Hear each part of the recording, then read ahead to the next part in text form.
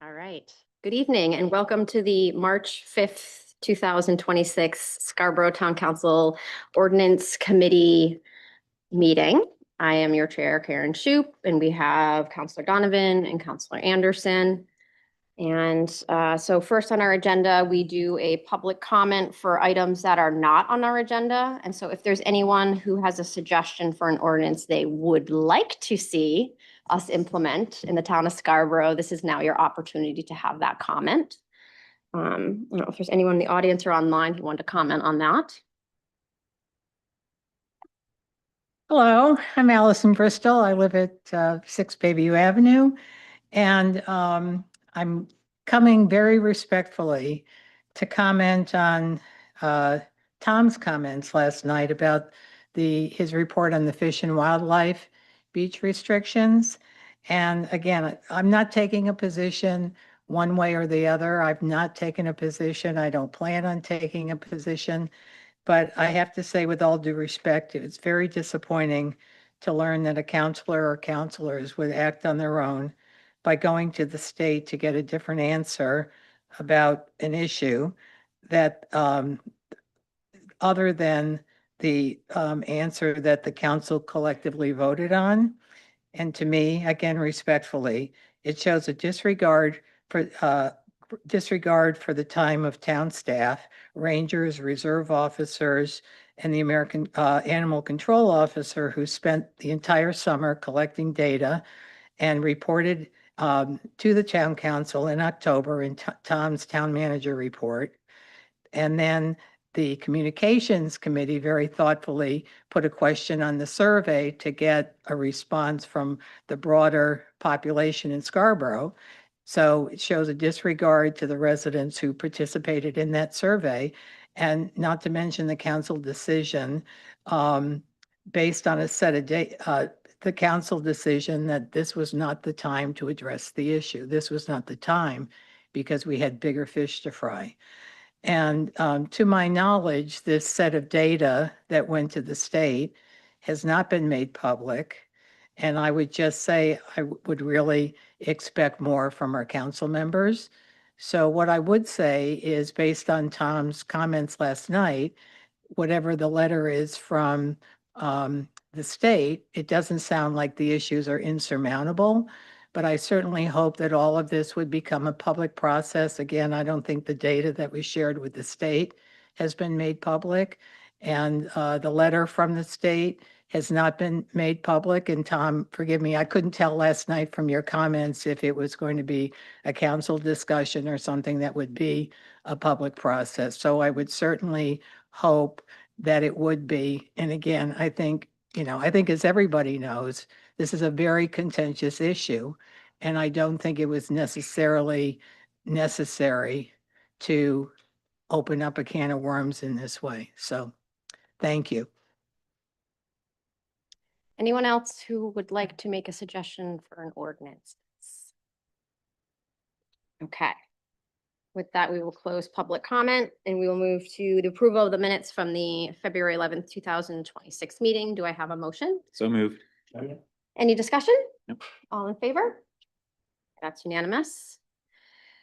Okay, so we're gonna jump into old business, which is item number 5.1 is to consider the creation of a new ordinance, chapter 1020, short-term rental registration, establishing a registration process, including caps on annual number of permitted short-term rentals, amending chapter 405 zoning ordinance to add new uses, short-term rental owner occupied and short-term rental non-owner occupied, establishing where the new uses are permitted, establishing conditions and performances standards that apply, and establishing a coastal beach zone for exclusions to the short-term rental cap, and amend chapter 311 schedule of fees.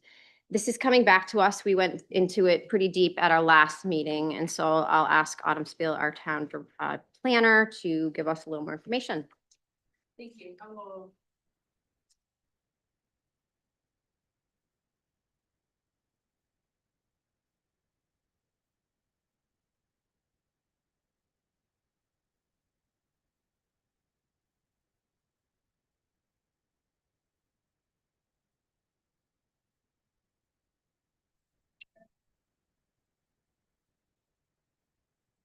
Sorry.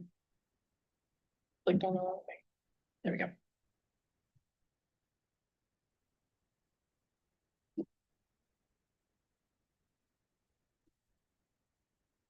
Okay. So I put this together just to give you a recap of what we talked about on February 11th. We presented the draft ordinance and we talked about the use tables and definitions. There was general agreement with that. And then you all requested additional information and some changes to that coastal beach zone. And that we look at a transitional provision and also a cap for non-owner occupied outside of that coastal beach zone. And then we had a couple of other red lines. One was a change requested by public safety, some clarification for the carbon monoxide. They wanted to change the wording a bit. And then I proposed an edit for staff concerning the emergency contact, just to make it simpler. We've heard throughout all the iterations that 90-minute response time was really an issue. So again, this is a two-part proposal. The first part has to do with chapter 405, the zoning ordinance. And then the second part has to do with that short-term rental registration. The first part, nothing has changed since we talked about it last. I just wanted it to be up for, just to remind everyone, we created these two new uses. So short-term rental owner occupied and then non-owner occupied. The non-owner occupied is not permitted in any of our residential districts. And then the owner occupied is permitted with a special exception, the same as a home occupation. And so that process is established through the Board of Appeals. And then we also created the coastal beach overlay zone that allows those uses without limitations or without special exception. The performance standards, minimal performance standards, but again, no changes to those are proposed. So then the second part has to do with the registration. The coastal beach zone, we talked about last time, creating this limit. I showed you two areas, either a quarter mile or a mile, just to give you an idea. And what we landed on was essentially a half a mile with some variations, but really just taking in the beach areas and then following along Spur Week on either side. And so I'll show you what that map looks like. But then the idea of a cap we talked about last time, is it a percentage of our homes or whatnot? And what Councilor Anderson proposed was just doing a cap on the non-owner occupied. So that's what this draft has. So this is what the updated beach zone looks like. And essentially it's plus or minus half a mile. Excuse me, this is the Pine Point area, just to blow up.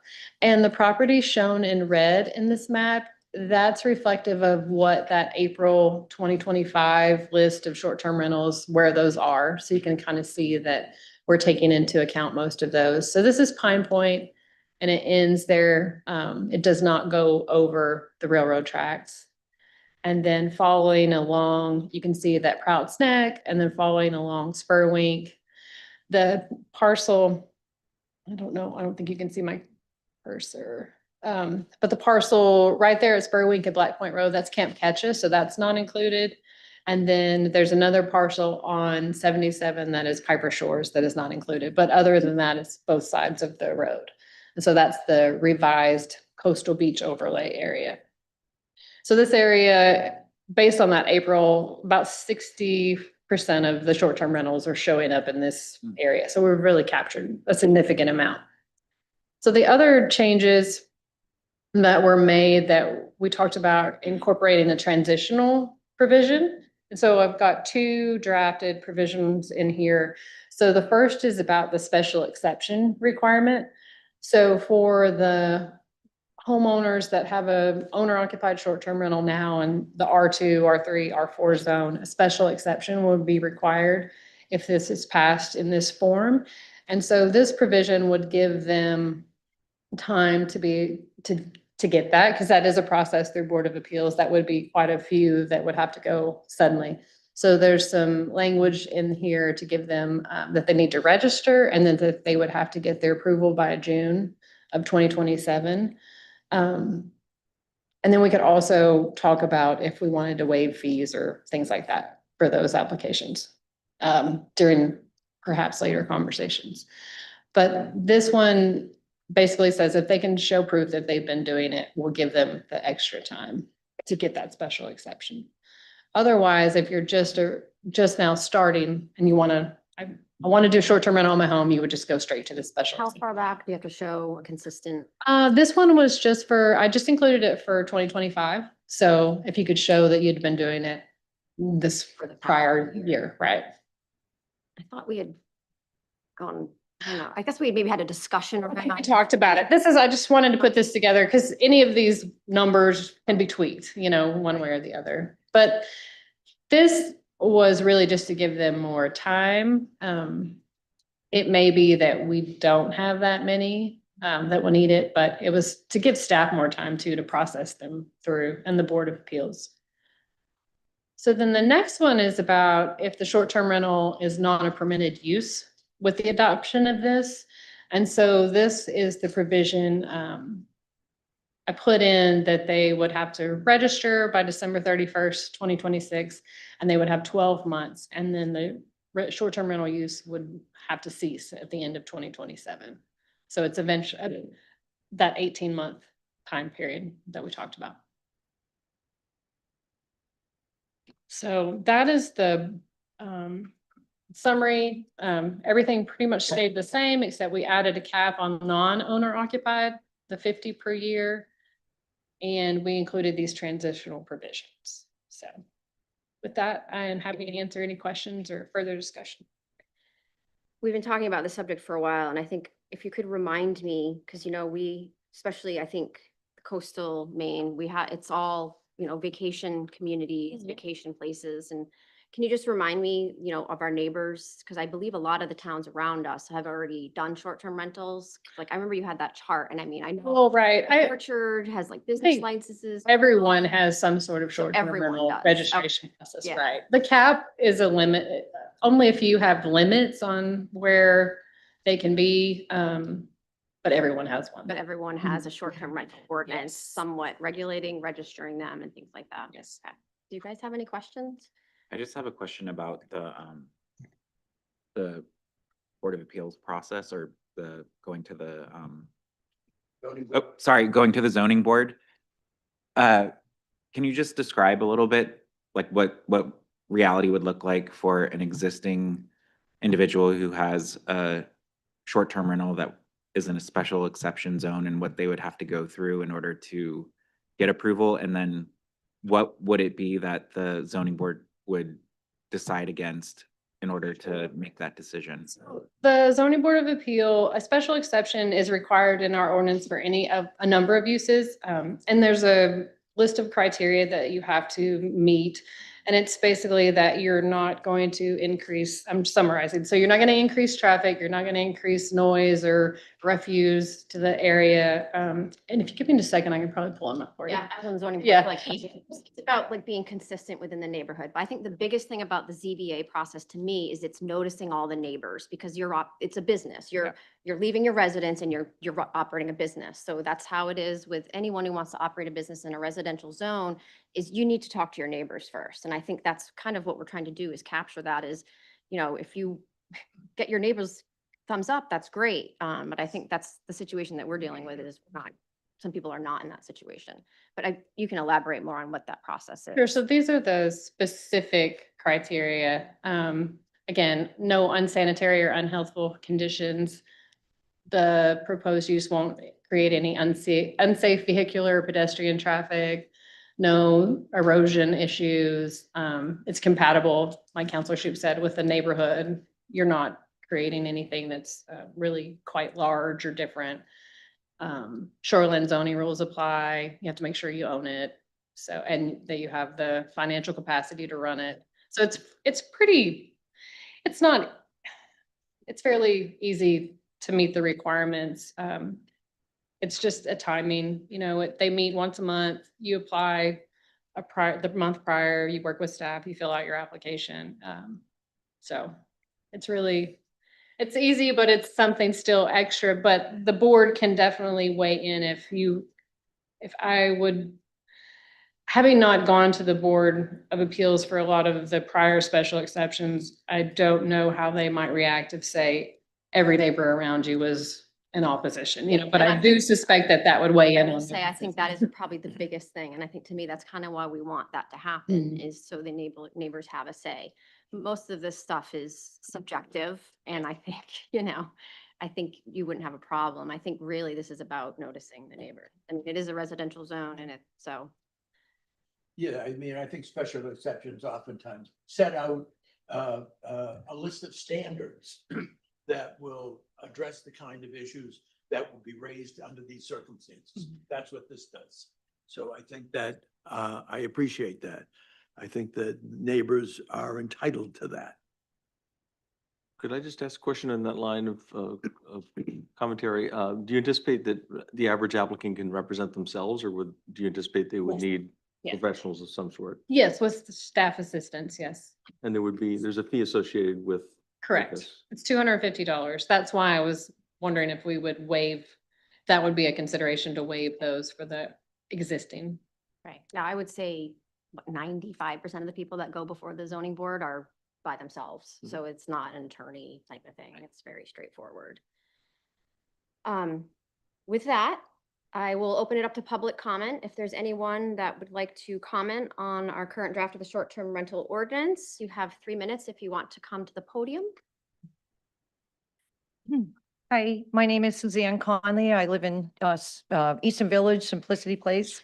We bought a place, a little standalone condo in the Downs. And as we all know, the Downs is a mixed-use area. And we bought that with the intent of having the option to Airbnb to rent it, long-term. Personally, I prefer long-term, but I couldn't get anybody on Furnish Finders. I don't know if you guys know what that is. Traveling nurses come. So, we're probably going to have to Airbnb it. So, I've heard all these different stories that, the beach area can rent, whatever they want, 2 days, 3 days, whatever.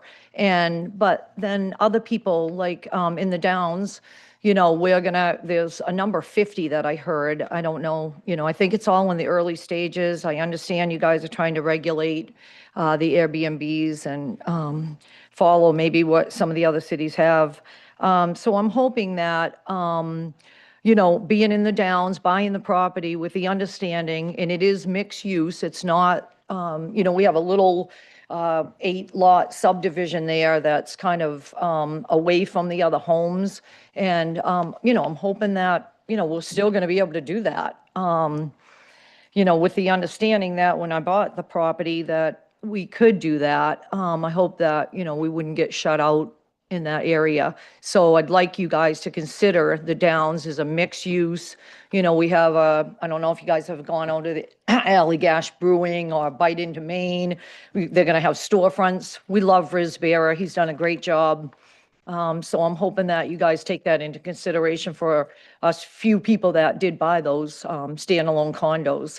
And I think also, having the beach people being able to do that, we got to be fair across the boards. I think it will definitely open up a can of worms if you guys shut out other people, in a mixed use area. I understand I'm in a Eastern Village. I don't know if I would want Airbnbs on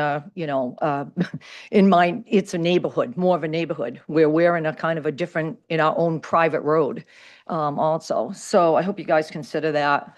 Thank you very much.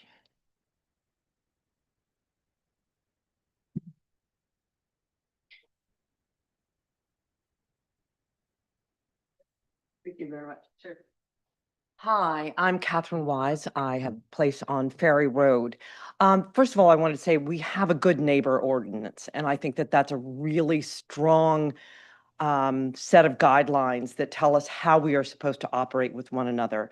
I would like to suggest that perhaps we can all learn to behave in a way where we make sure that our lights don't shine into other people's houses, that we are quiet at certain hours. Those were all specified, I believe, under the Good Neighbor Ordinance.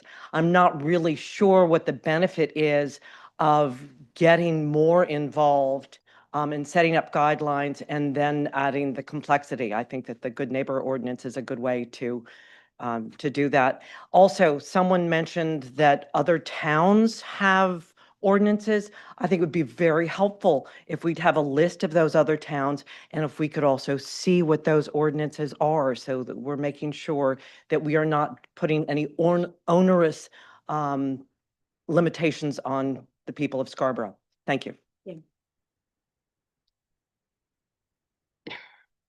We'll do one comment here and then we'll go online. Go ahead. My name is Donna Galuzzo. I own a house in Scarborough. I also live in the Downs, and I own in addition to my home, I own one of the little short-term rentals in Scarborough Downs as well. And I think if I'm reading things correctly, that the Crossroads development, the Downs, is that going to be excluded from? I guess I was a little confused. It's not. So we would have to apply for the exception as a so we wouldn't be able to apply for the exception. Scarborough Downs is one of the zoning districts that it would be permitted. You wouldn't have to do a special. It would be permitted. So even considering that, and thanks for clarifying, because I really wasn't, I think a bunch of us were talking, we weren't sure. So even considering that, I think that totally understand and appreciate the council's work and the idea of keeping track of short-term rentals, getting a sense of how it impacts the community is absolutely extremely important. We all want to be fair to our neighbors and our community. I think some of the concerns that those of us who are chatting about it have is, where does the number of 50 come from for the cap? How is that determined? Could there be any flexibility with that? What if there's more applications than people realize or more requests for exemptions than people realize? I think if this is about nuisance properties or nuisance issues, could there be other rules put in place to make sure that nuisance property is being addressed, but before we start bringing the hammer down, maybe on short-term registration and restrictions, maybe we need more ordinances or laws about nuisance properties and how to deal with those. I think we all want to be good neighbors at the Downs. I think we have great rules and regulations about how to operate our short-term rentals. And because we have those, we are really good neighbors. And I think because of that, we have had no complaints from the community around traffic or, noise after hours. And so we're very cautious about that and very respectful. I know it's a lot to wrangle and it's a lot to manage in a larger community like Scarborough. But maybe there are some other things that could be done in the interim before we get to this place. So again, appreciate your hard work. Again, appreciate that it's important to keep track of what's going on.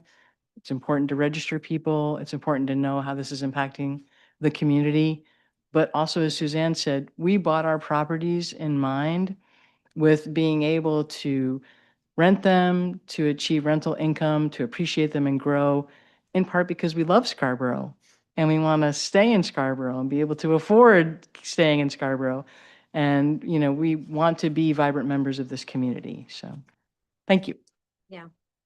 We hop online. We have like a couple of people lining up online. Let's do one online and then we'll come back in. And you're free to talk. Hi, thank you. I guess I don't have a camera that you can see. Anyway, I really agree with the three commenters who just spoke. I understand and respect the desire to understand what's going on and get a handle on this.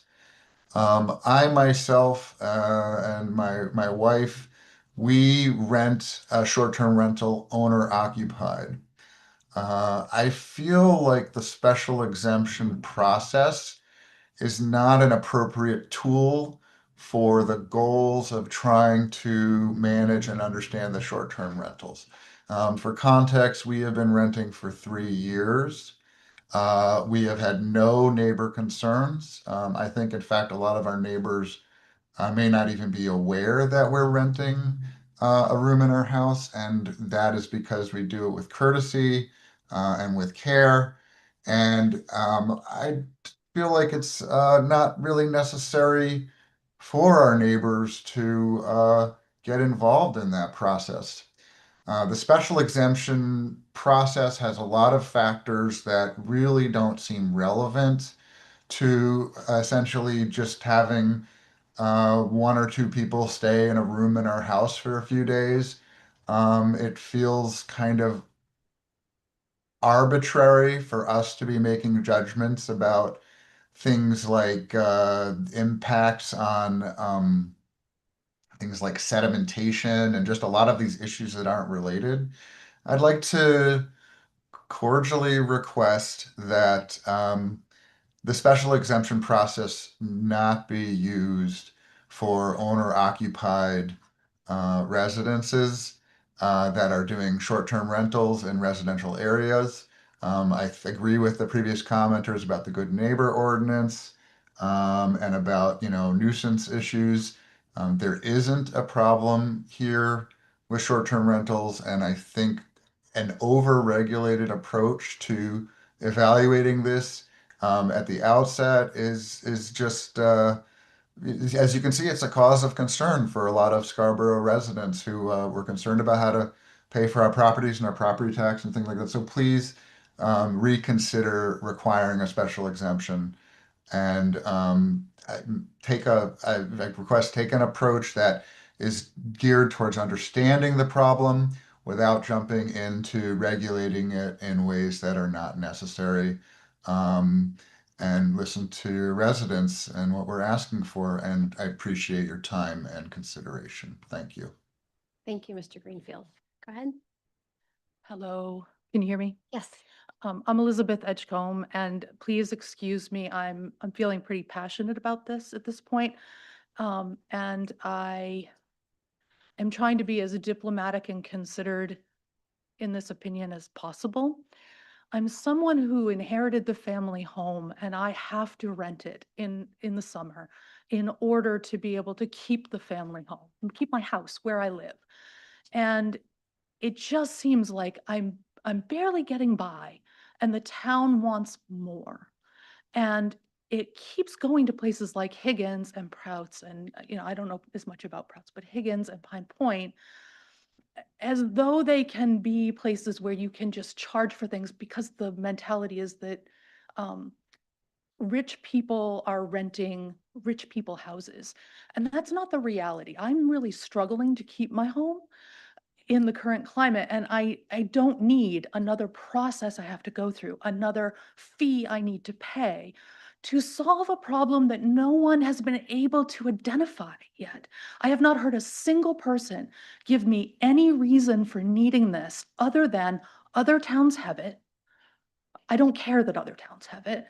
Two, that some neighbors are bad neighbors and that we don't know who they are. And I have to tell you, that sounds absurd to me. You know who own the properties because they're the ones paying the taxes. I know you have their contact information. So I know you know how to get in touch with them when they're being bad neighbors. I, as a manager, am concerned about what I see as what ought to be a disciplinary response being handled with ordinances. If we have bad neighbors, deal with it using the bad neighbor ordinance. You have their contact information. I don't understand the reason that we keep revisiting this, but I do think it's important to let you know that I'm losing trust in our political process because we voted this down. And yet here it is again. It's like the town is the tail wagging the dog. The people of the town have been at many meetings like this and overwhelmingly have disapproved. But then another meeting springs up and I don't have time to get off work. Like I don't have enough warning to get off work in order to be here. And it's like, so people drop off in a natural attrition, or they think, oh, that was voted down, I don't have to worry about it. So they're not reading the newsletter. And it gives the impression over time that fewer people are against this ordinance than actually are. And it's concerning to me when the government, without a very clear-cut reason for doing so, brings up an ordinance again and again, despite that resistance. It feels anti-democratic to me, and it is eroding trust. Thank you. Thank you. Why don't we hop online? Kevin, you should be able to speak. Hi, Kevin.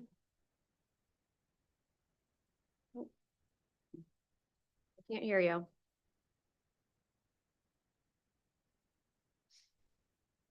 We'll come back to Kevin or someone else. Denise? Hi, Hi, Hi, Denise. hi, Denise Hamilton, Two Rod Road. Overall, I support the proposed short-term rental ordinance and registration process. I appreciate the work that has gone into creating a clear regulatory framework, and I respectfully request consideration of two amendments. First, under the transitional provisions section, I ask that the word legally be removed under both special exception and short-term rental not a permitted use. Because this is a new ordinance and short-term rentals have never been an allowed use in our town, given that our charter states that if a use is not expressly permitted in land use zoning, it is prohibited. So these operations were never legal uses. They were operating under a policy created by staff without council approval. For clarity and consistency with the charter, the word legally should be removed. Second, the current draft allows short-term rentals in prohibited areas to continue operating until December 27. This effectively permits 2 additional full seasons of operation. I respectfully request that the cessation date be moved to December 26th. However, recognizing that some operators may already have reservations for the upcoming season, a compromise of April 27 would provide reasonable transition time while still bringing the ordinance into effect sooner. After the 26th season, there's ample time for owners or investors to make business decisions, including sale if necessary.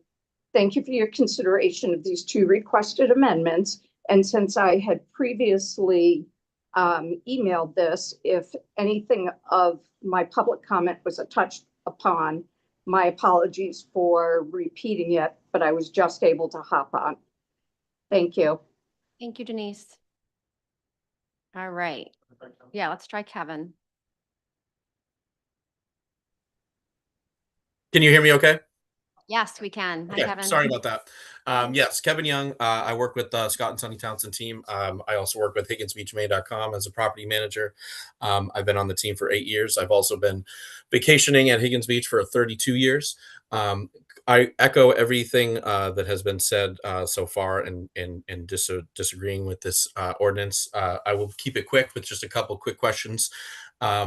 Would like to know what the financial projections are as a cost for the town if this ordinance were to be put into place. Does the town have any idea of the cost in time, money, and man hours this would result in? Also, where is the data for the total number of short-term rentals in town coming from? As somebody who manages over 90 properties around the beach, only one of our properties is actually on Airbnb. So if the data being pulled is based on Airbnb numbers, that number is wildly inaccurate. So that's why I think, if anything, a simple registration process to get an idea of how many short-term rentals there actually are in town should be the first step in the process. Also, I was at the February 11th meeting, and I know the cap number for 50 was thrown out. I'd like to know where that number came from. And because at the meeting, it seemed like it was kind of just pulled out of thin air. And if the information that based on the short-term rentals is wildly inaccurate, like I predict it to be, I think that number should be, well, first of all, I don't think there should be a cap at all. And second of all, I think that that number should be seriously reviewed if that is going to take away the opportunity for other people in town to short-term rental property. And as a realtor, I think overall it's a just major infringement on homeowner rights to pass this ordinance. So I won't take up any more of your time, and I thank you for your help, and thank you so much. Thank you, Kevin. Yep. Gabriel Hill, Maple Avenue. I mostly support the current draft changes in front of you because it preserves private property rights while upholding and clarifying our zoning. My comments are specific to non-owner occupied short-term rentals that are miles away from our beaches. Much like unfiltered cannabis businesses, The byproducts of short-term rentals cross boundary lines onto abutting properties, but these are not odors.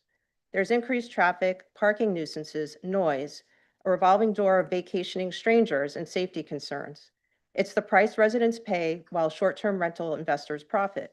To say otherwise doesn't pass the sniff test.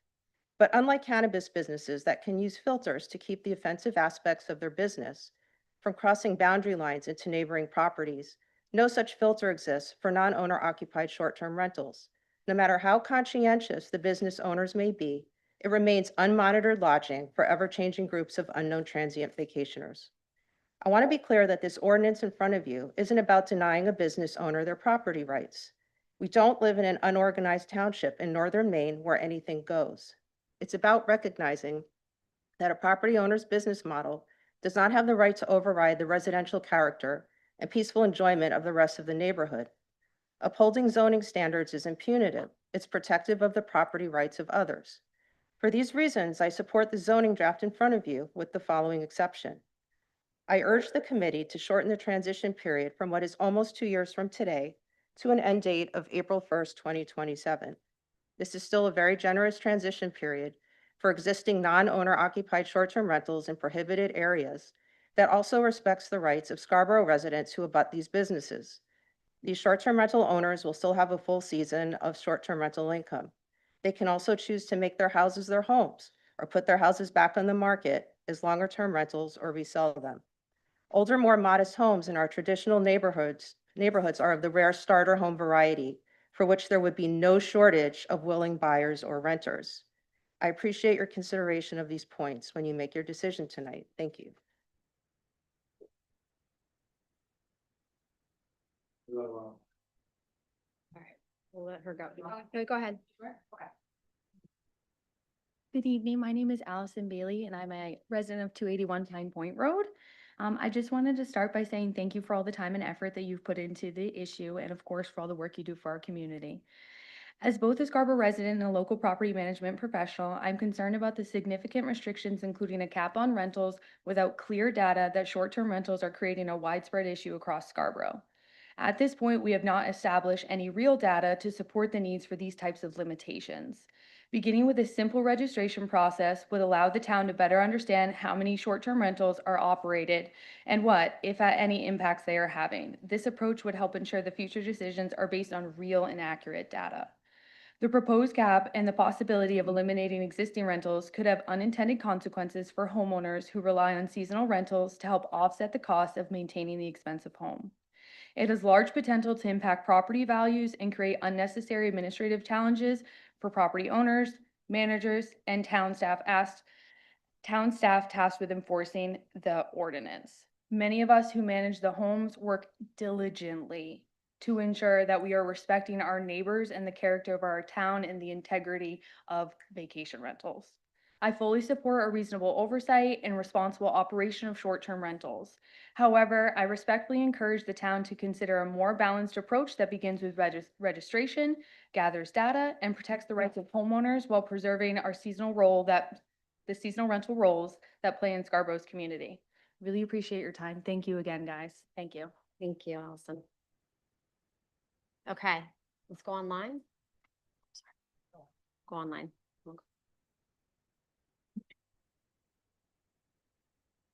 Katie, you should be able to speak. Oh, sorry. Okay. Hi there, Katie Foley, 7 Acorn Lane in Scarborough, also co-owner of HigginsBeachMaine.com. And I just had, I think you all know my position. We went through a lot of meetings last year. There was a lot of public input and comments on both sides. I think it was overwhelmingly in support of a simple, clear registration process. And while some folks would like some more, there were plenty of us who would like less. That, to me, at the time, felt like the perfect compromise, usually when, both parties are unhappy. And here we are again now with a much more complicated process again. And so while, yes, a lot of other towns have registration processes, they don't all have this level of complication. For example, I live a fourth of a mile, no, not even, probably a tenth of a mile to the marsh water so I could set in a kayak, but I'm about a quarter of a mile from the beach. Can I rent my, it's just, you're going to run into all kinds of inequity issues. So my feeling would be, would love to, happy to support the registration process as we ended it last year. But again, this feels like deja vu, going through something that is way more onerous than it needs to be. The other question I had was I realized when I sent my email this afternoon, I did not include Autumn. And I don't know if any of you were able to share my question about the language in the state law around ADUs. It's just, it was confusing to me, and I want to make sure that I'm clear on understanding that. That's it. Thank you. Great. Thank you, Katie. Allison? Hello again, Allison Bristol, Bayview Avenue. First, I want to thank Autumn for her heavy lift on this for going on 3 years. And also Autumn, happy anniversary. I know we're all gathered here tonight, so you have other plans on the regularly scheduled meeting, but happy anniversary. I haven't participated in the short-term rental conversation until now because I don't rent my cottage, so I didn't think this really impacted me, but now I feel it does based on what's in front of us. And based on the discussion at the last ordinance meeting, I'm here to share some thoughts. And I should add, I'm only speaking for myself and about, but not on behalf of the Higgins Beach neighborhood. What stood out to me at the February 11th meeting was that the beach communities were being characterized as something other than residential neighborhoods. Just one example, in discussing using Spurwink Road to delineate the boundary of the Higgins Coastal Overlay Zone, the area on the north side of Spurwink was described as being in your residential neighborhoods, with properties going into Higgins Beach described as vacation homes. This is simply not accurate. Higgins Beach is a very tightly knit residential neighborhood with both homeownership and a culture of weekly summer rentals that goes back generations. And to comment on Denise's comment, and I appreciate what she's saying about the charter says if it's not in an ordinance, it's not legal. But the rental culture I can only speak about Higgins, I don't know about the other beaches, probably goes back 100 years. Short-term rentals do not. So I don't think you can say it's not legal in that it's kind of like when Facebook came out, it was the greatest thing ever, and now it's causing the anxiety generation and people are doing something about it. I think that the idea of short-term rentals is, creating a problem for neighborhoods that have had this culture of short-term rentals. And at Higgins, cottages are still identified by the names they were given or the people who owned them 50 years or more ago. Pride of place and roots there run deep. So unlike short-term rental issues is in other neighborhoods, there is nothing transient about Higgins Beach. Many of our summer weekly rental residents have been coming back to the same cottages for decades, even generations.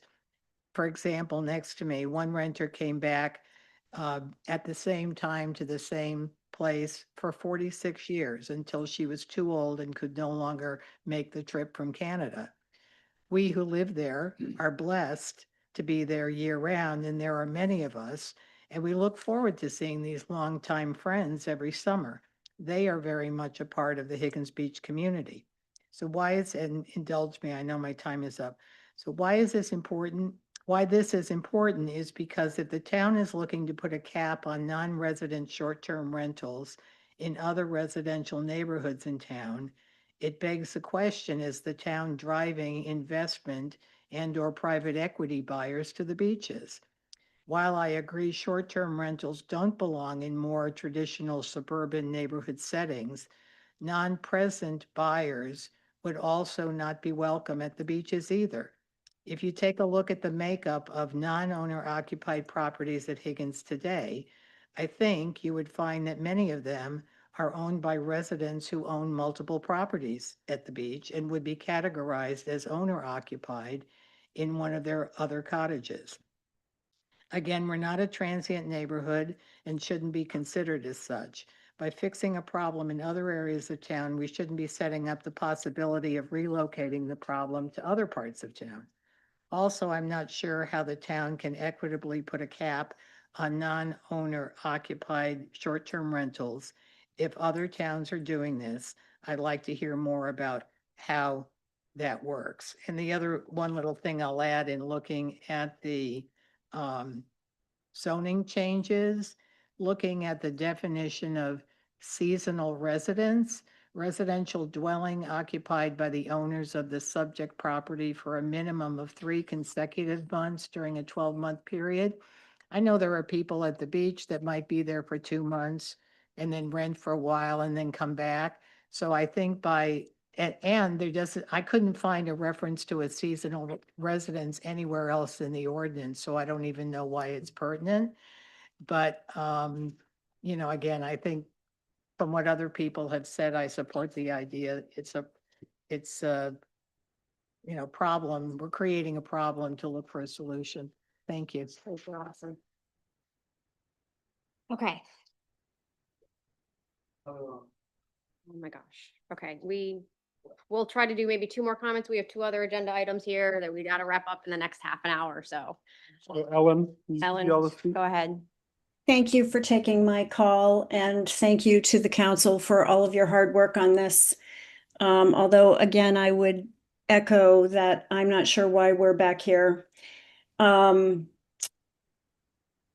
am with Scott and Sunny Townsend and HigginsBeachMaine.com. I've been with the company for over 15 years now and have established relationships with our 90+ owners at Higgins Beach and the 500+ vacation renters, excuse me, that we host every year at the beach.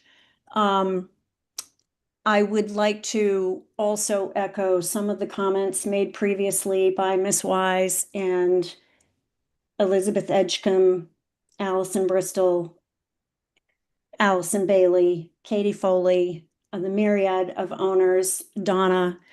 Why are we looking for a problem when there doesn't seem to be one? I fully support and recognize the need for a registration process. However, I think where we have this good neighbor ordinance, if we can identify properties that do not fall into that, properties that are a nuisance, then let's address those first before we put into place all of these strict ordinances. I appreciate your consideration and thank you for your time. Thank you, Ellen. Good evening, Sean Flaherty, Black Point Road.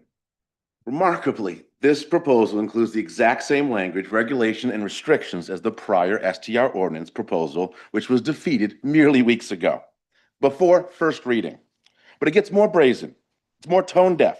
It goes beyond the further scope of what has ever been previously proposed or discussed. And it makes clear that the intent from the beginning must have not been to be methodical or thoughtful. It must not have been to collect data or real evidence. And it must not be to craft an ordinance that is backed by that evidence and data, nor one that is balanced and fair. Instead, the goal is clearly do whatever it takes to suddenly and nearly immediately prohibit virtually all STRs in the vast majority of town, no matter how arbitrary and capricious it may be. Remember, this process started with the goal of identifying and engaging the existing short-term rentals that we already have in town. We were told it was necessary so the town could make educated decisions based on data and evidence. The purpose was to gather that data and evidence, public input, etc., and provide a thoughtful first step in newly regulating what has always been a historical and legally permitted use of residential properties in our community. Then, once identified and collected, that data would be used. Instead, this new proposal goes so far wildly beyond the original intent or the scope of the process to date, it is concerning. At one point last year, the Ordinance Committee nearly advanced a compromise plan that required just registration, not even inspection. Again, the publicly stated reason was the needed for gathering of evidence and data. I have no doubt that our complaints, our thoughts, and our concerns will probably be ignored again, and you will move forward with this complex and complicated brand new zoning policy that creates brand new definitions and arbitrary regulations that result in full prohibitions on most citizens and property owners of this town that were never before contemplated, vetted, or part of this process. We are now going to be affected as part of our future investment-backed plans, because these prohibitions, at least for existing STRs, amount to clearly an arbitrary and capricious regulatory taking of the investment-backed expectations. Those of us who don't live at the beach and outside this new special close to the shore zone, which is completely unrelated to any existing zoning and gives no consideration that there are other areas in town where short-term rentals historically and currently do exist, and exist without complaints or any incidents. Notably, the Clay Pits area, a historic public access point with a public boat launch, public parking area, and there is just as long a tradition of short-term rentals existing for generations.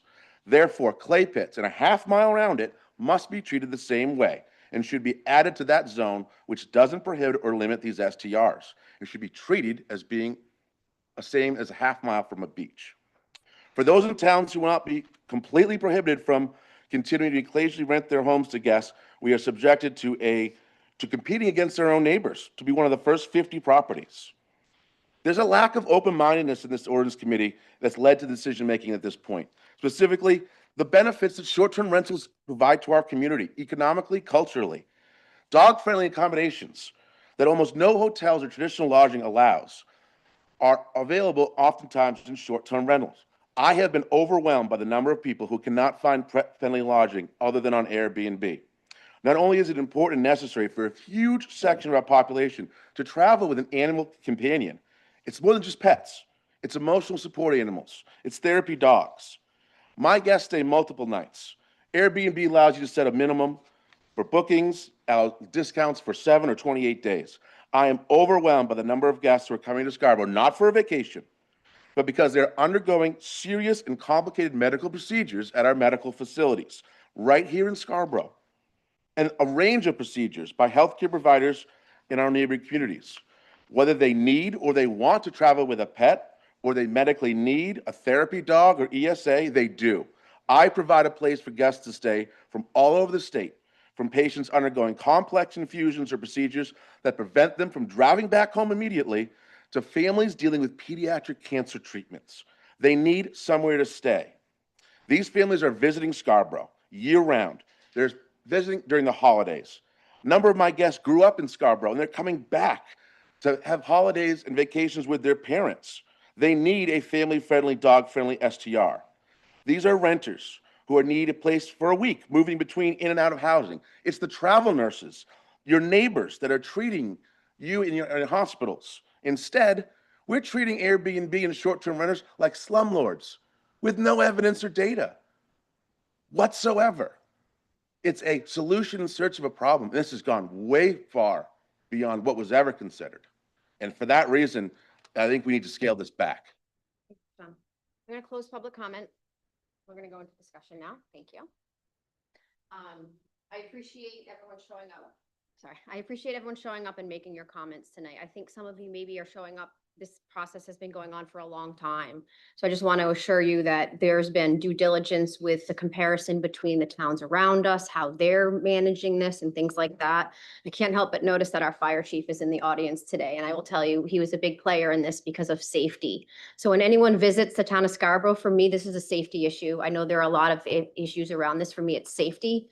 If you visit the town of Scarborough and you're paying to stay here, if it's any other sort of accommodation, the town is inspecting it and regulating it. So if when you come and visit our town, we want visitors to know that they are coming to a house that is safe and that they know that their neighborhood is safe. I'm going to continue to support this ordinance for that matter alone, because I think, despite the showing tonight, I will tell you, we get a mix of emails and, as a counselor, we get specific complaints from residents directly who are having a negative impact. And so, as great as the good neighbor ordinance is, it's very gray and it's also very difficult. I've had my own experiences with it where it just doesn't work. So I would like to open it up to Bill and John. I don't know. Go ahead, John. Yeah, thank you everybody for coming. I will say, I don't think that there's a problem that we're trying to solve that exists today. For me, the reason why I felt like it was important that we pursue this is the problem I'm anticipating coming, and that has to do with what's happening at the state level, where they're making a lot of changes to our zoning that's going to be required. And, when you have a proliferation of specifically non-owner occupied short-term rentals, that drives up rental prices for people who live here, and it drives up home prices. There's many studies out there that are done by universities and other places that talk to this phenomenon that actually happens. And so affordability in Scarborough and being able to keep home prices reasonable, rents reasonable, is really important to me. So that's why I think we do need to do something. I'm in favor of continuing to work this, because I do think, even as I reflect on it and what we've heard from residents, I think there is a little bit more work to be done. I think trying to simplify some of the choices that we've made, I think is reasonable and something we should do as we kind of put this into place the first time. I 100% support a registration process. I think we need to do that. I think that's a must. When I look at what we have, I really don't like the special exception process for owner occupied short-term rentals. I think that's asking too much for people who've already legally been doing that within their properties. So to ask them to now come and present that when they've already been operating that way, I think is going too far. I'd be fine removing the caps to start for non-owner occupied, just to see where things go, and as people have said, collect the data, see what happens. But I would want to make sure we're monitoring and tracking that to know, because I do think that it will have an impact on our homes and renters. And so if we do happen to see a huge proliferation of that, I think right now the number feels like it's relatively low. We don't know for sure, right? But, I think other than a couple of you that came tonight, we haven't heard many cases, other than maybe one other instance in town that I'm aware of, where we have non-owner occupied short-term rentals. And so that's just my concern, is that particular piece is the piece that I'm most concerned about ensuring we have a good ordinance on. And if we can find ways to simplify what we have, that's something I would like to see us do.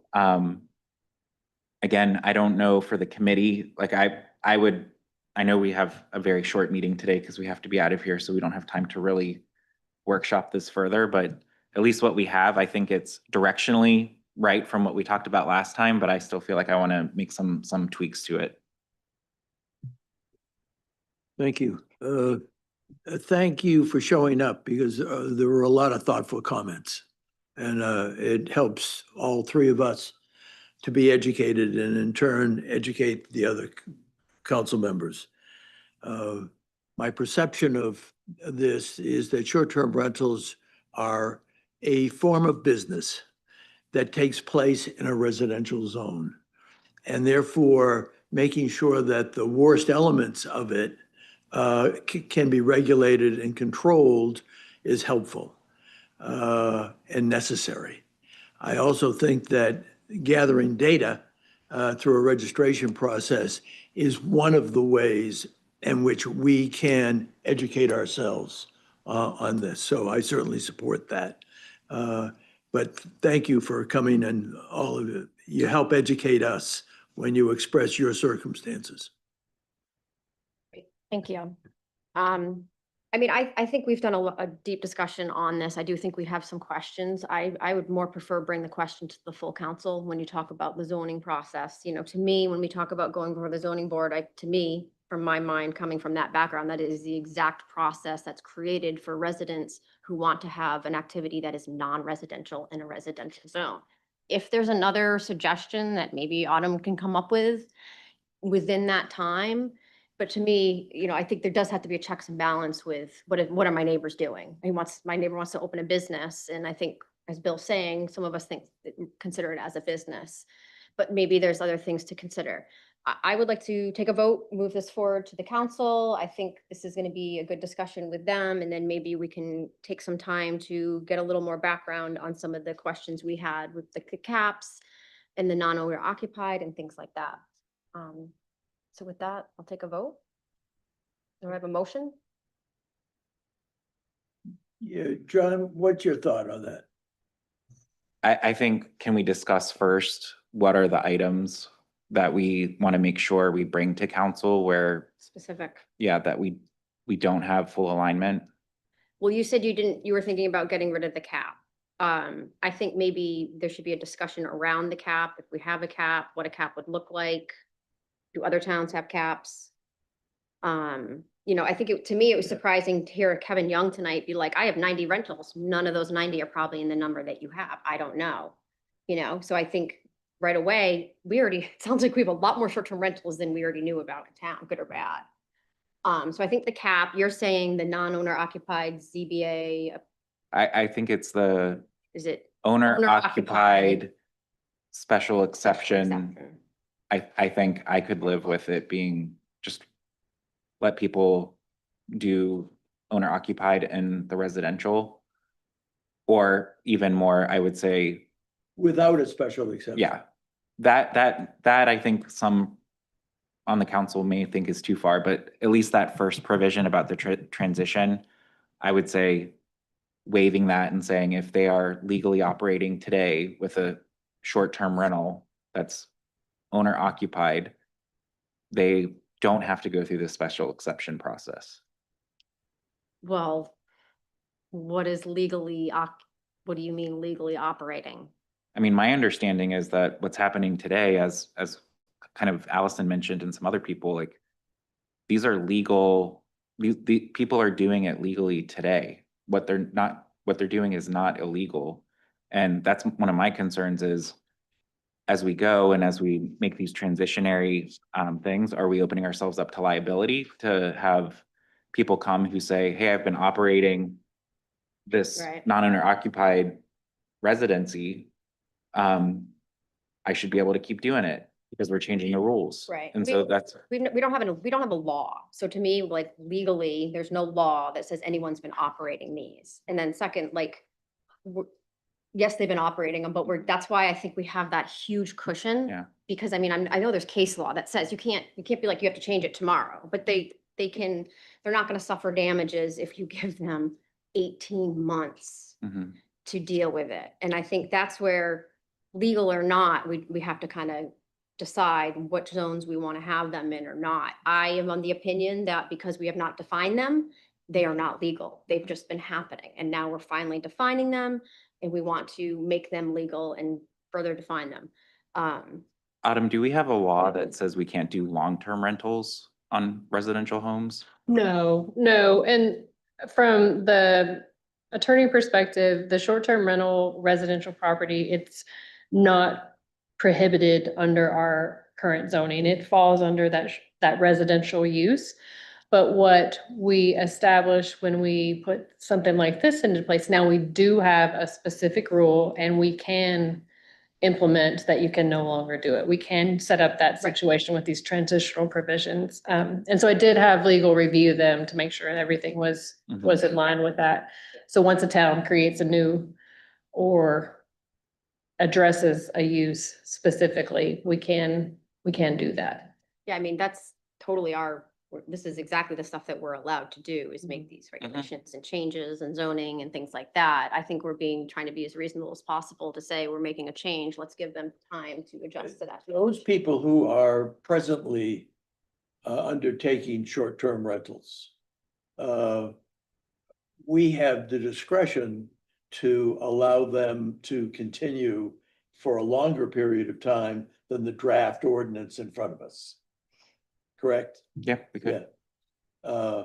I know that having done this type of thing many, many decades ago, that if put under pressure to sell, I could find myself in a difficult situation.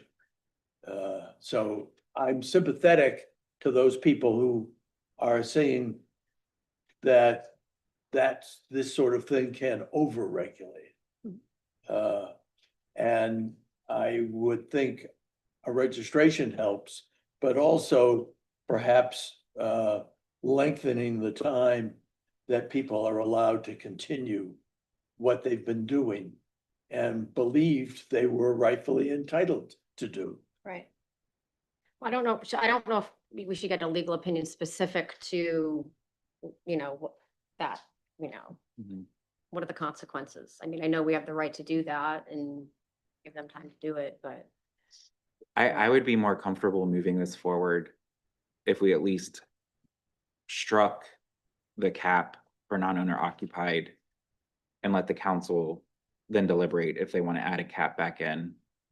I would also be more comfortable putting this forward if we struck the transition only for the transition to the zoning board of appeals for owner occupied STRs and allowed those to just automatically be grandfathered in the process as long as they can prove that they were previously doing it. And again, to me, that at least starts us with saying that the owner occupied ones that are existing today can continue. Again, I think we have a provision that says if that they ever sell, they would have to go through the special exception process. So I'm fine with that, but I just want to make sure those who are already doing what they're doing, that they're able to do it without additional burden.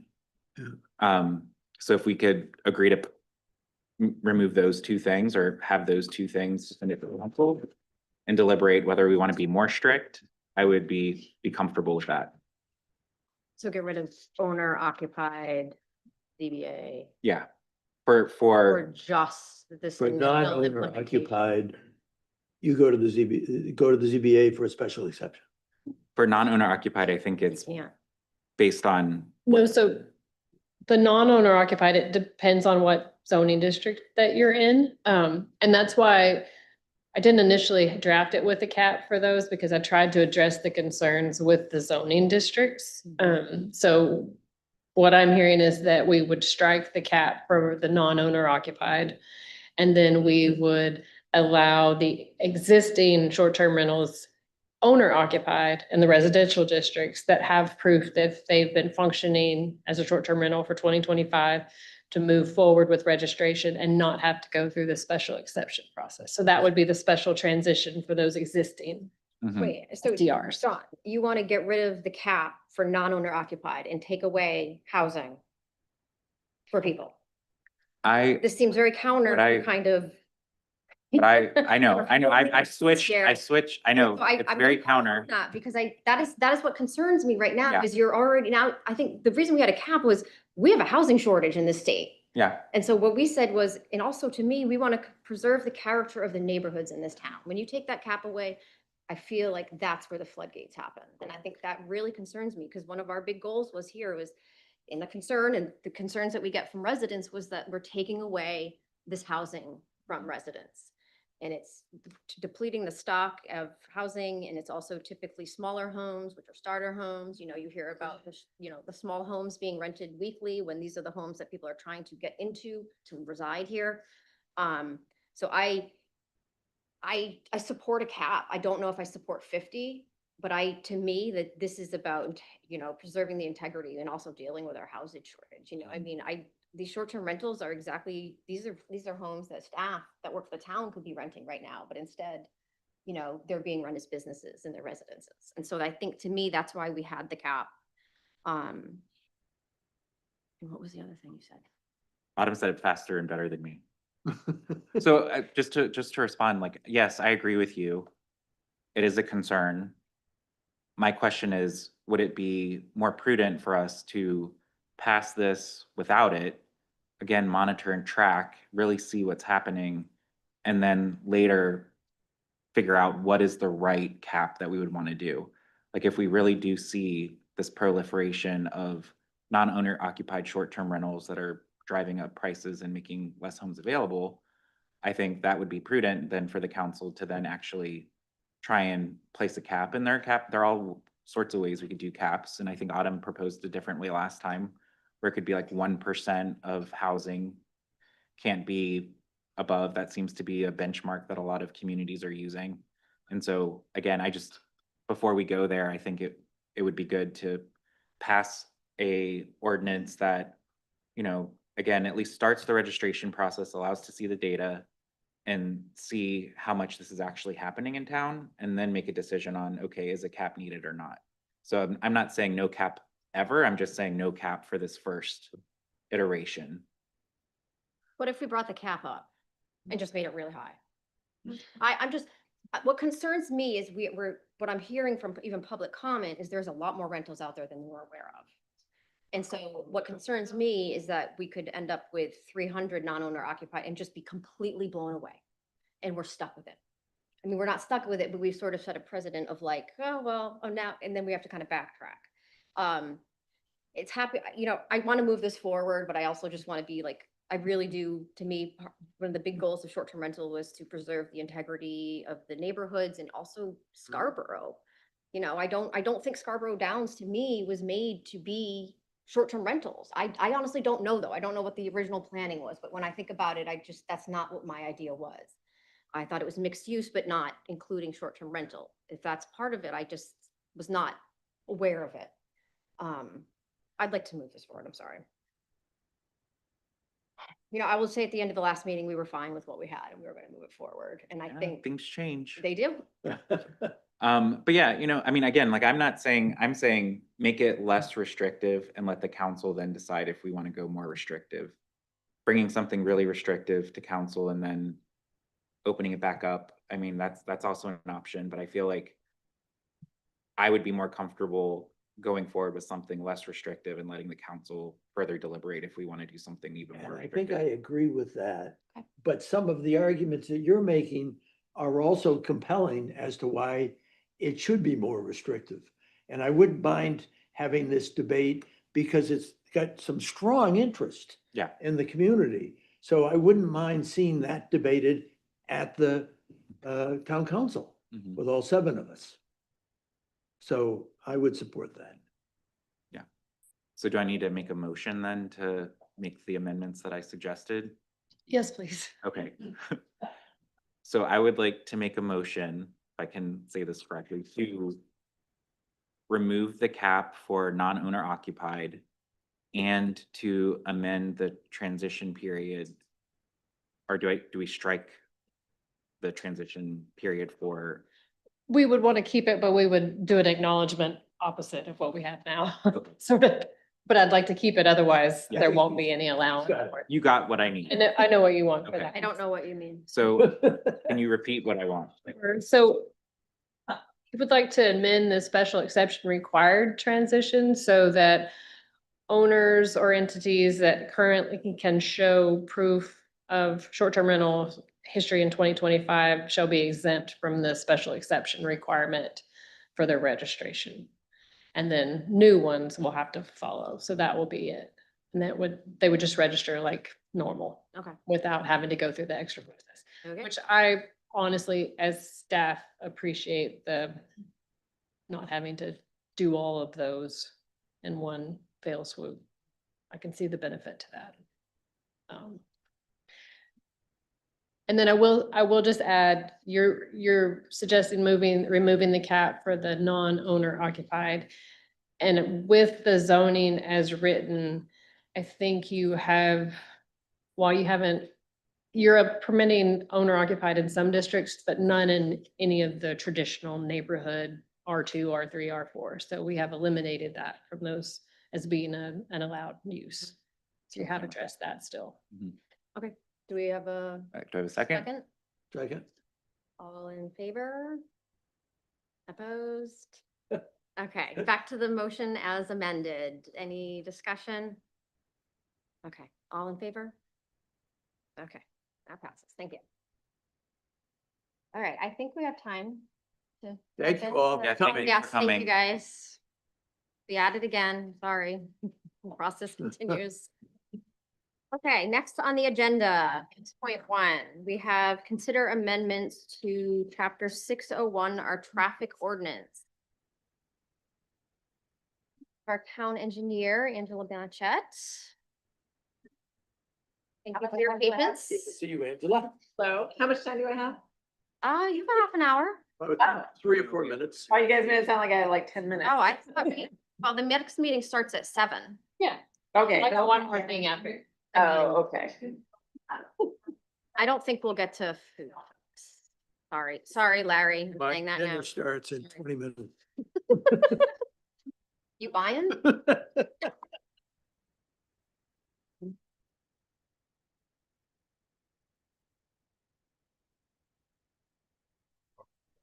Yeah, didn't that clear it out?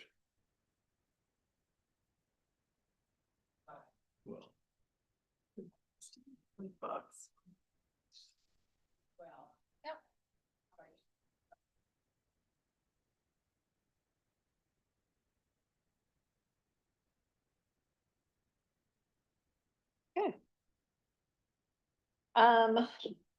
So I have tonight, a list of 5 specifically, amendments, and I don't think, I guess Chief Holmquist is not here. There's nobody here. I'm your mom. So everything is, so since he's not here, everything was Chief Holmquist's idea. All the bad ideas were his, all the good ones were yours. Right, okay. So what's happened, obviously, traffic ordinance is a lot of little pieces. And so every time we suggest, okay, there's an amendment, it kind of gives us an opportunity to kind of look at holistically again. It's like, okay, here's some other things that we need to clean up. This is an ongoing process. I know last year I was, well, actually it was 2024, we kind of cleaned up speed limits in it. It's a pretty lengthy ordinance. It doesn't say a whole lot, I would say. So there's a lot of opportunities to really clean this up. So again, I'm taking the opportunity while we're digging in, just to pick at little things that have been nagging at us. I make edits as in my ordinance, as well as Chief Holmquist and Chief Kinlan and Doug Howard, Public Works Director. We all kind of collectively look at these, and this is what I'm presenting. Okay, first one. So this is limiting the size of vehicles that can park on-street parking in a residential zone. And this has come up as we were going through a lot of public meetings at Pine Point for East Grand Ave Complete Streets project. Over the past few years, we've been down there doing continued public outreach, but as well as some work down there around the main water, doing Jones Creek. So really hearing a lot from Pine Point folks and the ability to see and sight lines getting in and out of their driveway. Right now, on-street parking that has no setbacks from driveways. With the new East Grand Ave proposed design, it starts with showing a offset of 5 feet from driveways. That was a compromise, trying to limit the number of parking stalls we would lose. This was another way to try to satisfy some of that visibility. Is there's a lot of times we have campers parked there, or large vehicles with trailers like dually trucks, things like that, that you just can't see around. So this was something that Chief Holmquist actually looked towards Biddeford's ordinance, but I know a lot of other municipalities have similar ordinances to try to accommodate with their on-street parking when it's in really dense kind of surroundings like this. So that's the first one. I don't know if you want me to pause in between. You want me to just go through all 5? Because it is, I'm going to jump around to very different Yeah, topics. no, we'll ask questions as they come up. Okay, great. The second one is something that came up with DOT's issuing of a traffic movement permit for Roma Joe's, which is on the corner of Bridges Drive and Payne Road. Because of the amount of traffic they're going to have coming in and out around Bridges Drive, DOT is requiring that the town update our ordinance to prohibit parking on both sides of Bridges Drive. So that would be an add to that section, is no parking along the street. The third is, this came up this winter about, obviously this is a picture of Front Runner in the Downs. Their project is designed with on-street parking. while it's not required parking as far as their parking counts. I think so far they've been able to do their site developments without counting the on-street parking. It's more like guests or overflow. I think people are utilizing them, which is great. But they're also treating it as, I guess, parking around the clock, where our ordinance specifically says no parking from 2 a.m. to 6 a.m. So it has come up in this winter specifically with parking bans and things like that. We've had little problems through Public Works. This is something that I've been dealing with Doug, trying to figure out what we want to do and propose. And so at this point, just showing that allowing the overnight parking from 2 to 6, it also specifically speaks to that does not include parking bans. If there's a parking ban, you got to move your car. But it also looks at the accepted streets within there, which is the Downs Road up to Hackamore, Front Runner, Hackamore Ave, and Pacer Way. I did hear from the Downs. They were asking if it makes sense for it to have a blanketed, just every street in the Downs. So I guess I will leave that up to you. What I would look to do is every time we accept a street, I can think of, this includes Downs Road, so it's like Cross Street might be the next one, or Market. That we'd have a conversation at traffic safety, and we propose that as part of the street acceptance. I could also update this section to include a road. Yeah. Or if you wanted to do a blanket, did anything in the Crossroads district, that's another option. So those are kind of the two avenues you have. I do have some questions about this, because I'm a little taken back, because I was on planning board, and I feel like we sat in those meetings and we were like, oh, on-street parking counts towards your parking spaces, like specifically with 3I. I have vivid memories of their counts. That's not accepted. Yeah, included you're right. as street parking. So I'm a little concerned. So, because it sounds like you're saying that I think they were meeting it to be, and I don't know if Autumn's still here. I thought they were meeting 3I Home, however, they were concerned with staff in that switchover. And so as far as the ordinance concerns, they were meeting the parking, but planning board didn't believe they had enough parking. And so they kind of were saying, okay, we can appease that by looking at the on-street parking. But that's, I mean, for me personally, coming from the planning board, I have felt like they cut corners with parking every section. Like they were like, oh, well, can we just count on-street parking? Can we count it? And they did every single time. And so it's kind of like now after the fact, they're like, oh, by the way, we actually can't do it overnight though, even though you guys through the planning board process approved us for guest parking on the street, they can't park overnight. I am concerned about the slippery slope of allowing parking on the street overnight, because I know we've had requests from people like down in Higgins Beach who are like, can we park on the street all night? And so to me, this opens a door that, as you just said, like when we accept the next street, we'll decide then, where now we're creating a conversation of, well, more people are going to now say, well, we want to be able to have overnight parking in our street, in our neighborhood, and that thing. I think to me, the Downs is just so new.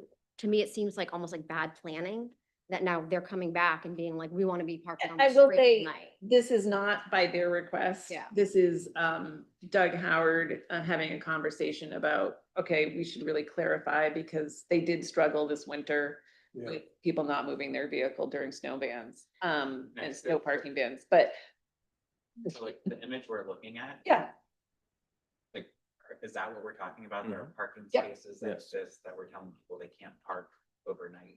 our ordinance is blanket. There's a blanket on it that says no one can park overnight from 2 a.m. to 6 a.m.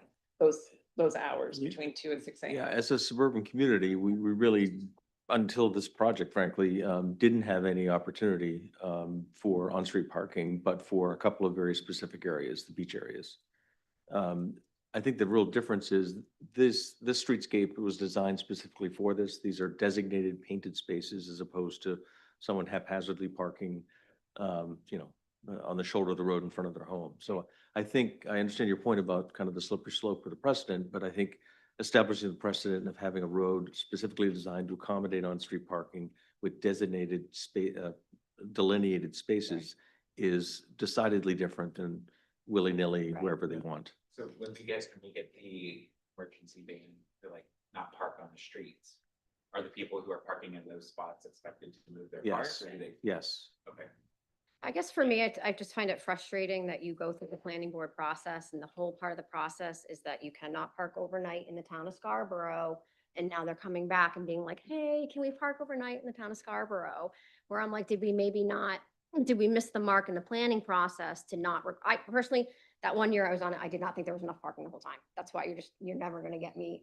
Every time, it was like, oh, well, we really don't need that spot. I mean, we could also, to Tom's point, there are a handful, I mean, realistically, if you did open it up, it's East Grand Ave, it's Pine Point Road. There's specifically looks just like that at the end. And East Grand Ave is designated striped parking. There's probably a handful of places around town we could list. I haven't got that weigh in from Public Works, so I can't really speak to what that does to them. And I don't know that there's a practical need in those other areas. Pine Point, the lower end of Pine Point Road, it's all businesses through there. So I suppose if there's an event or something at the landing, but there's no one that lives there. So Right, there's not the same sort of practical need for people to be there overnighting right. unless, yeah. I mean, I don't know, I'm of the opinion this should be addressed in the planning process, personally. So currently, right now, it's not being enforced, and that's why we're looking for some clarity to Mhm. a little around that, I think. Right. Specifically in the police department. Right. I mean, my opinion is that this is designed very uniquely and differently than the rest of our neighborhoods in town. And so to me, it seems reasonable. Like, again, when I look at this picture and I see people's homes, I'm just thinking like if somebody wanted to park their car in front of their home to get groceries in and then just keep it there overnight, like, I don't have a problem with that. I think the example I was thinking of was like Higgins Beach, where people are like, how many people can I pack into it? If you have an Airbnb at the Downs, now you have 5 parking spots for your Airbnb for that week. And so to me, that is also like a force of regulation. Because I mean, that's to on-street parking that I immediately went to, like, it was people at Higgins Beach who were like, just let us park on the street overnight so we can jam pack our house. Yeah. That, to me, that opens that window there too, where I've just rented this at the, at the Downs, but we only have 2 parking spots. Oh, JK, we actually have 5.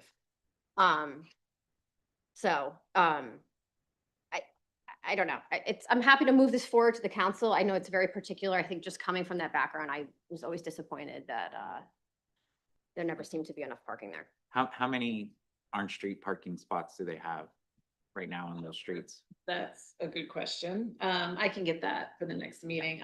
I couldn't even venture to guess right now. Okay. The fourth is kind of in the same vein that we did the speed limits. If you look at the actual ordinance, it's very lengthy because we are required to track and maintain a list of all traffic control signage in town. That the fact that it's in our ordinance is very unique to Scarborough. I think it's just a holdover from whenever the first stop sign went in. And so what we looked at is actually creating a traffic schedule. So this would be which we've already created, which is in your packet, a schedule of where the signs are in town. It is accessible to all departments. It would still need council authorization as we change that, but I could see that being more as once a year coming to, and here's a list of changes we've done to street signs in town, that type of thing. Is I think a little easier for staff. I think what's happened over the years is, if it's PD or Public Works or engineering looking at signage,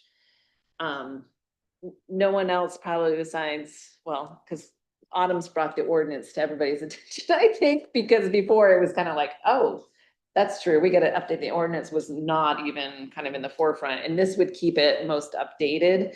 And so we used South Portland as an example and how they have, the language in here is so in your packet is very similar to South Portland's language and how they track it separately. And I have talked to DOT and others at the state that was happy with kind of how we're making this change. So I just wanted to, but it is a shift. So I just want to make sure that everybody's aware. And again, it's still controlled or authorized through council. Right.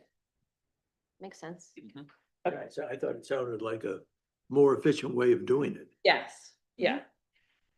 And then the last piece of that coming out, I just want to, again, as we implement that first traffic schedule, it's word for word what is in the current ordinance, transferring it over to the traffic schedule, except for one piece, which was requested by some counselors after the discussion we had around Sawyer Street and the flooding and just the condition and longevity of that roadway base.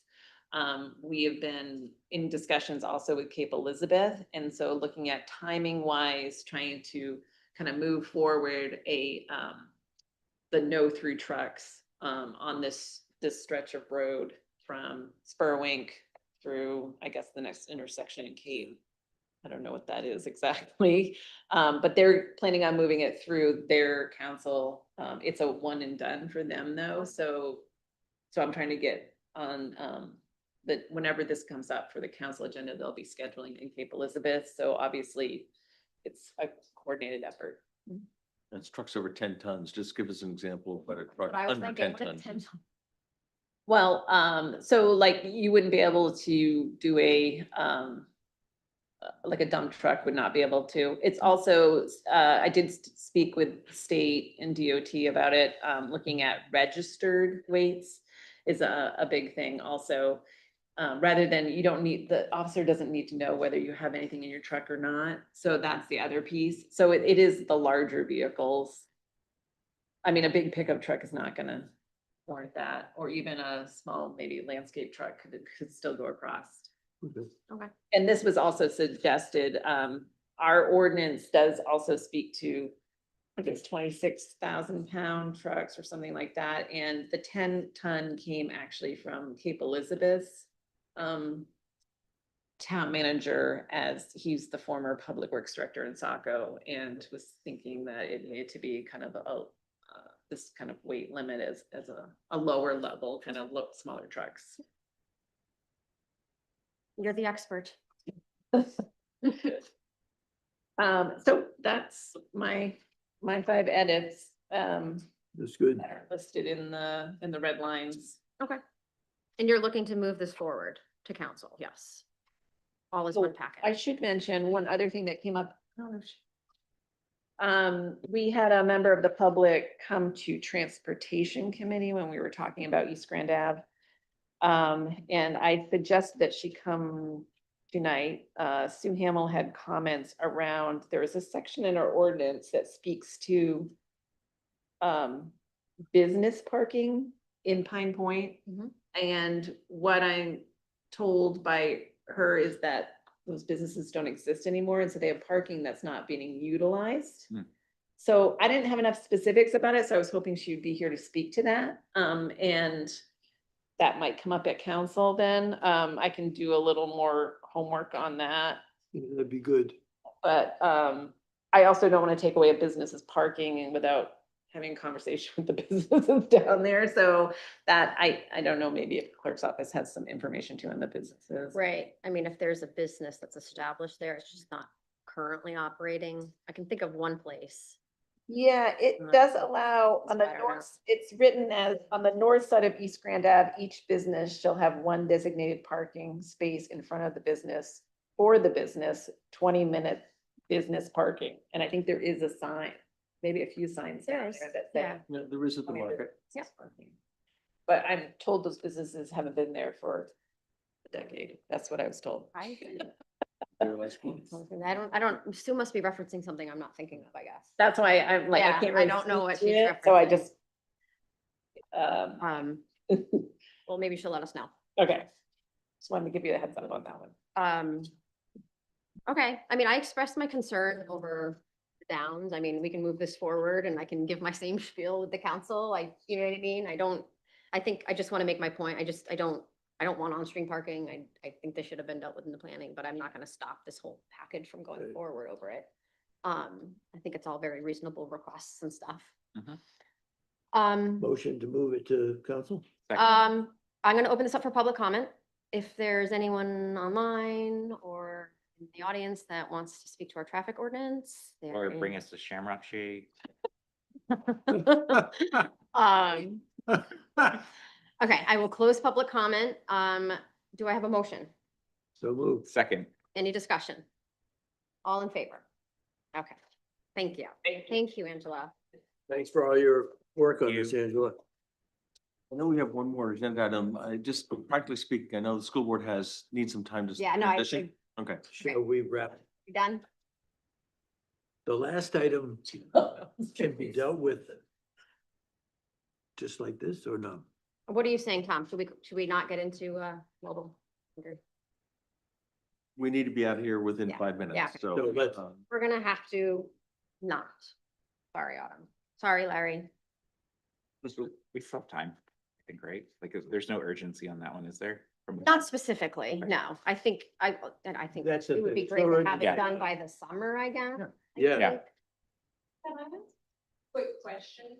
Do you all recall all of the tables that we talked about a couple months ago, the zoning consolidation tables? Yeah. So I've been holding off on taking those to council to take short-term rental with it because so I can get the Right. formatting right.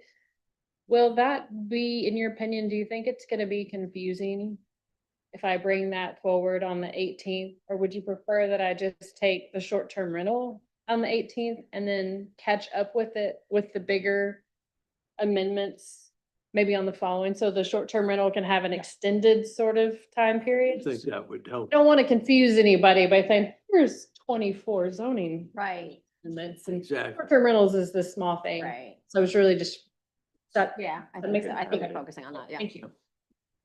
Okay, Can I just add one thing? yep. So, because this is about mobile food vendors, we start the renewal process on April 1st Mhm. for mobile food vendors. Because they run May 1st to April 30th. So that's just something to keep in mind if we are gonna make changes. Okay. We would be adding, we were not making changes per se. We're adding a use, right?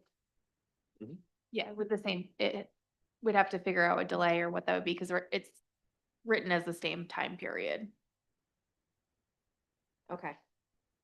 Good point. I'll think about that. Do I have a motion to adjourn? So moved. Sorry. All in favor?